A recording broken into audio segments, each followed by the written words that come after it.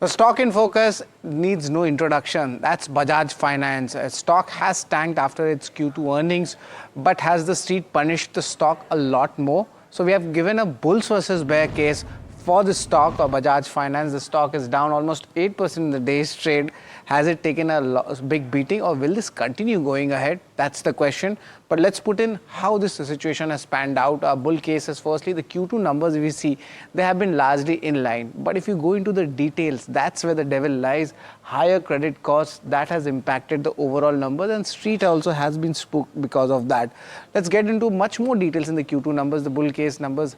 Healthy growth coming for the gold loan and the car loan segment, but overall, if you flip the coin, they have cut the AUM growth guidance up to 22 to 23 odd %. Earlier, this number was on the higher side. Now they're expecting to add 1.7 crore new customers in FY26 as well. But on the other hand, if you see the two-wheeler and the MSME segment, that has weighed in on the asset quality, and that has given a stress to other NBFCs as well, which we'll come to these points as well. But let's look at the numbers, what the Bloomberg numbers say. The 12-month return potential after this fall has gone up, and it's 30 odd %. But NBFCs, they have cracked today in the day's trade, and after the MSMEs commentary which has come in, who have an MSME exposures. So shorts are developing in NBFCs and certain banking names as well. Overall, bull case, Bob Capital maintains buy rating, highest target price that comes in at 1,329 rupees.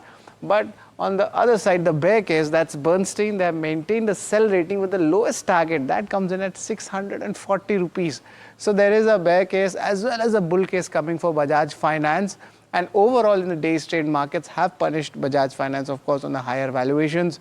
And that's why we are seeing significant revisions as well. But certain brokerages say that this might be a tactical buy as well. That also, we'll get you that research as well. And this is the entire bull and bear case scenario.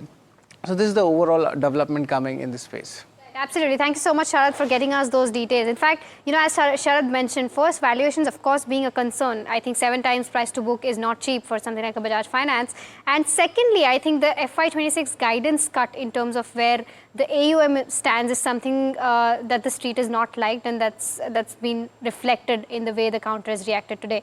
Let's also get in views from our guests with regards to Bajaj Finance. We're joined by Aditya Agrawala of Invest4Edu and Sandeep Bandyopadhyay, who's from IndiTrade Capital, joining us now. Sandeep, I'll come to you on this one first. What's the view like where Bajaj Finance is concerned? And of course, there's a ripple effect of that on Bajaj Finserv as well. Well, I think, at that kind of valuation, the margin of error is absolutely not there. Now, they have two challenges. One is, of course, they have lowered their guidance on the growth. And second, the asset quality is not as per, what was expected. So under these circumstances, the market is not liking the numbers and not liking the commentary. So there has been a significant correction. And you remember that, this is still trading at a significantly higher valuation in terms of multiple to the book. Whereas if you compare with State Bank of India, even a bank, the largest bank in the country, that's trading at about 1.1 time book. And Bajaj trades at 5.7 time book. So, under these circumstances, the way the asset quality is expected to pan out on the MSME and the small loan segment, where Bajaj Finance definitely has a large chunk of its assets deployed, I think I'll be cautious, and I will rather go and buy some of the larger banks which have a less exposure to these MSME and unsecured loan.